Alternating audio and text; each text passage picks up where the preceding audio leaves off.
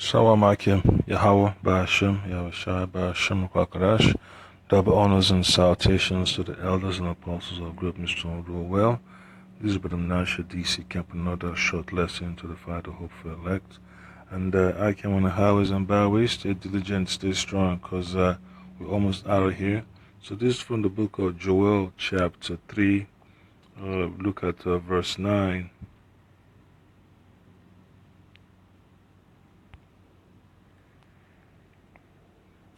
Alright, and it says, spill me and my justice. So it's acting up.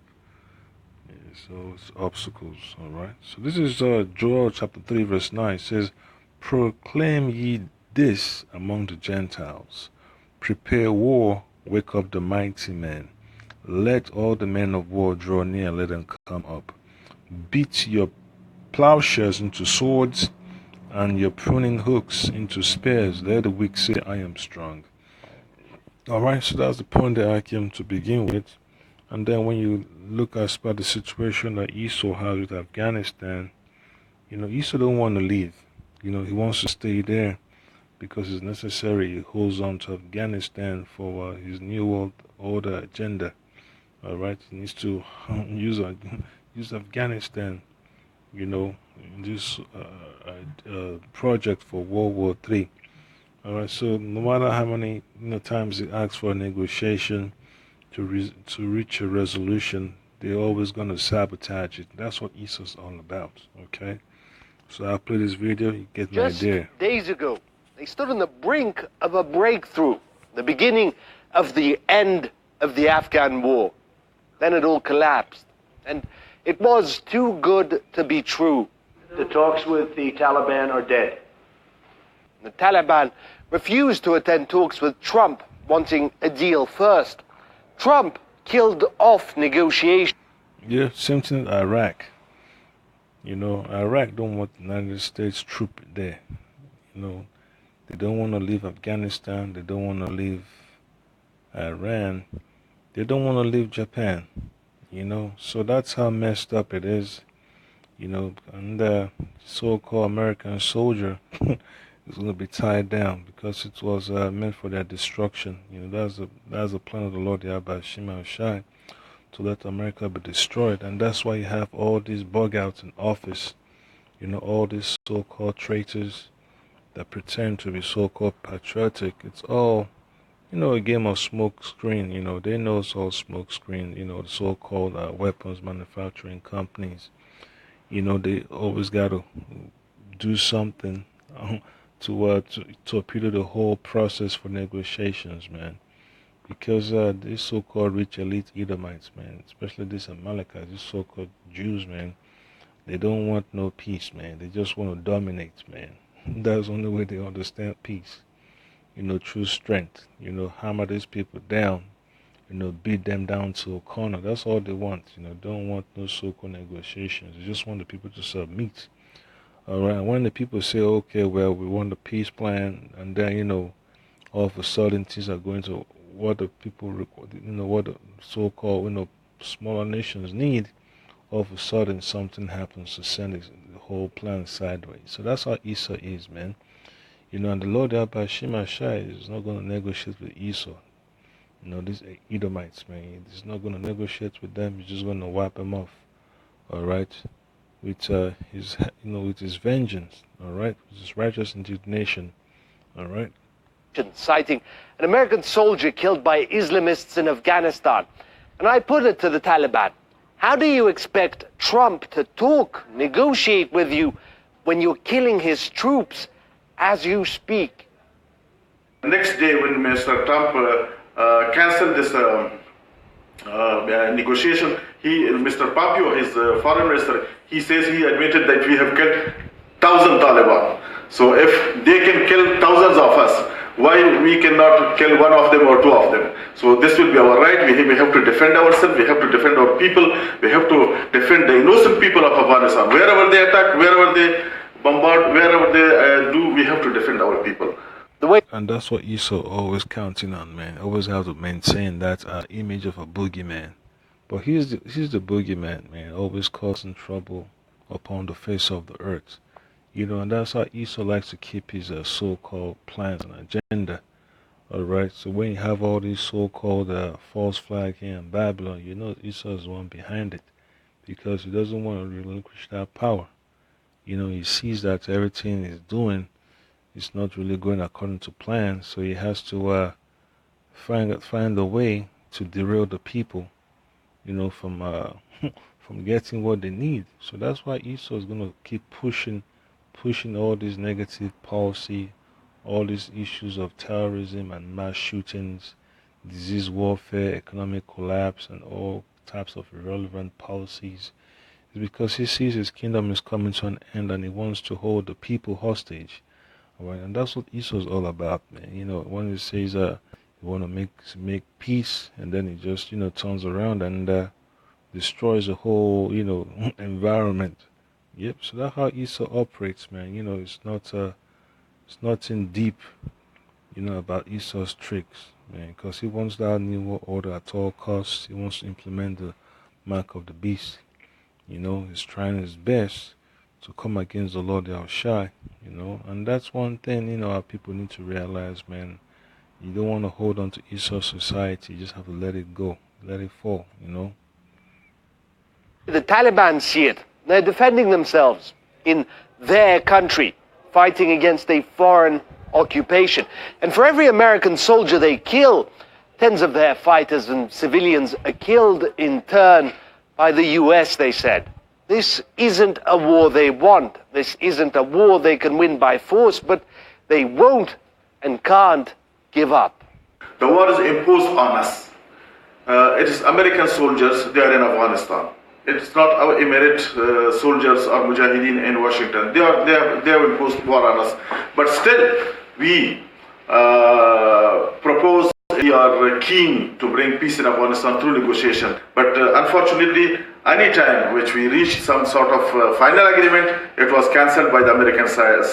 And the last cancellation which took place by his order, Mr. Trump's order, this was the third time which they have broken such peace treaty, and 2 times in Barack Obama's time they have broken the peace treaty. So we are still committed. We want peace in Afghanistan. We want that to give a safe passage for the...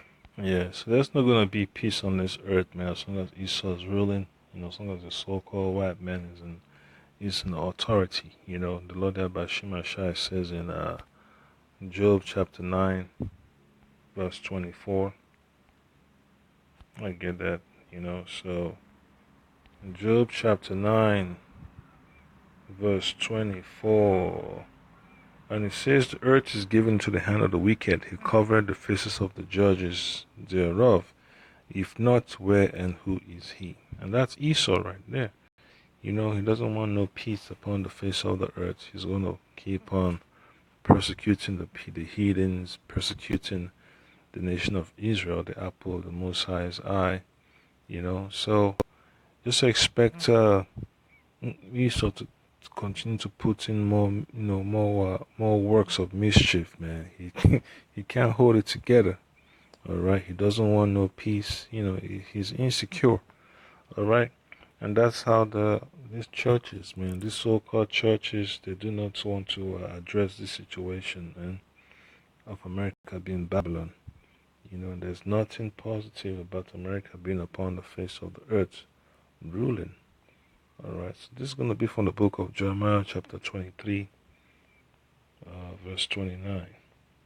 And I read, it says, "Is not my word like as a fire, said the Lord Yahweh, and like a hammer that breaketh the rock in pieces?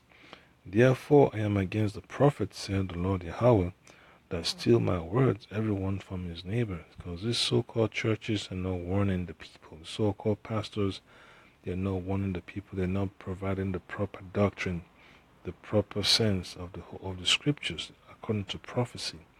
They're not giving the people what they need to eat. The spiritual food. They're leading the flock astray. All right. Verse 31 says, "But I am against the prophets, said the Lord Yahweh, that use their tongues and say he said." All right, and that's what these so-called false pastors do, man. They've given, they've given place. They're in cahoots with Babylon. All right, so just gotta pray, Lord Yahweh Shema Shaba Shema Kadash. Do not allow you to fall victim, all right, to the doctrines of these so-called false prophets, man. Doctrines of these so-called churches. Verse 32 says, "Be am against them that prophesy false dreams, said the Lord Yahweh, and do tell them, and cause my people to err by their lies and by their lightness." All right, ignorance is not a beautiful thing; it's terrible. All right, yet I send them not, nor commanding them. Therefore, they shall not profit these people at all, said the Lord Yahweh. And that's how our people need to realize that all these churches out there, they do not bring the words of the Lord Yahweh Shema Shai in its proper form, for understanding. It's always something irrelevant. All right, the doctrine of so-called prosperity in this world. All right, even though our people are still in captivity, they keep on pushing that doctrine of false prosperity. All right, so the Lord Yahweh Shema Shai is going to destroy them from the face of the earth. And last precept is going to be from the book of Jeremiah, chapter 51. 51 verse 30. It says, "The mighty men of Babylon have forborne to fight. They have remained in their holds. Their might hath failed. They became as women. They have burned her dwelling places. Her bars are broken." All right. And then verse 31 says, "One post shall run to meet another, and one messenger to meet another, to show the king of Babylon that the city is taken at one end." So when you have all these wars going on the face of the earth very soon, all these so-called politicians are going to be nervous, man, upset, and they'll be in hiding. Afghanistan, we want that to give a safe passage for the foreign troops to go from Afghanistan. So if the other side also wins this, and he also wants the same thing. Otherwise, the war is imposed on us. We have to defend ourselves. If the American side is not willing negotiation and they do not want peace on the table, so then we will be compelled to defend ourselves, even if it continues for 100 years. What hurt the most, the Taliban's head negotiator told me, is how close they were to a deal, a ceasefire. The details had been all but worked out, the fine print sorted and approved. If you watch Elam, they'll make weapons too, man. Because I've been watching videos on weapons. They got weapons manufacturers over there. They're not as really, top notch, like over here in the West. But, when you see this local shops, small shops, manufacturing weapons, you're like, God damn, how these folks do it. All right, they could make a Glock. Any type of weapon that you desire, they could make it right there, man. They don't really have all the so-called technological capabilities in those broke areas, man, the poor areas, but they'll make you a weapon that's so freaking reliable. And that's one thing about the Lord Yahweh Shema Shai. When he needs to make something happen, make it happen somehow. All right, because that's how the Lord works, man. It doesn't expect you to be so-called top-notch in this world to come up with a perfect invention. All right, he could use a bug out on the street, to do whatever he needs to do. Only for everything to collapse. Whatever was discussion on the table, it is over. Only the practical thing. When it is signed, the next day there will be complete ceasefire between us and American forces, and we will give a safe passage to the American forces. They will go out, and on 23rd September, the inter-Afghan negotiation will start, and with inter-Afghan negotiation, then the ceasefire, complete ceasefire, and a comprehensive ceasefire, and also other domestic issues can be discussed there. As things stand, talks for now are over. The war will go on.